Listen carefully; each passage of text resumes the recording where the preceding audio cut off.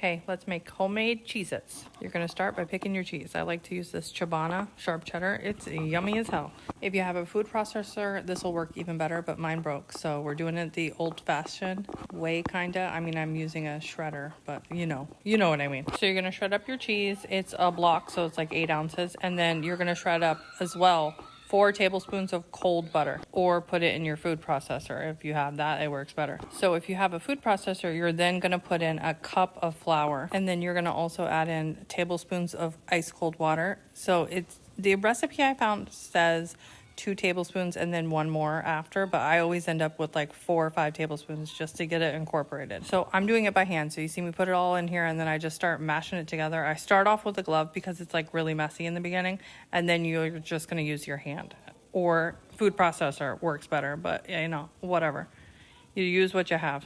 Once it all starts coming together and it forms like a dough consistency, then you're ready to like dump it on the counter or wherever and like roll it out. You want to keep flour on hand because you'll need it. You know, like it's like a dough, but it's like a sticky dough. So for this batch, I ended up adding like 5 tablespoons of water, but sometimes it's different. Don't ask me why, I don't freaking know. It just is what it is. Anyways, I get it into like a ballish shape, and then I just cut it in half with my hand and start rolling out 1/2 of it. That's just because it's easier to handle if you just do a half. So you flour up your pan, flour up your surface, and then just roll it out with your pen. And then you want to get it as flat as you can. Honestly, like just really, really flat, like thin.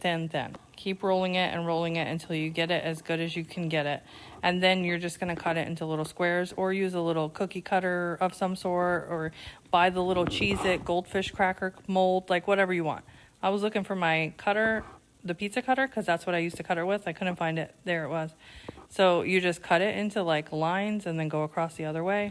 And then if you want to get fancy, you can get a little toothpick and like poke little holes in the center of each of the squares, and then it looks like real Cheez-Its. Also, you want to have your oven preheating at this point at 350. You're going to cook them for at least 10 minutes, but you want to watch them. So here's them all on the tray, and I'm going to poke little holes in them, and then you're going to pop them in the oven.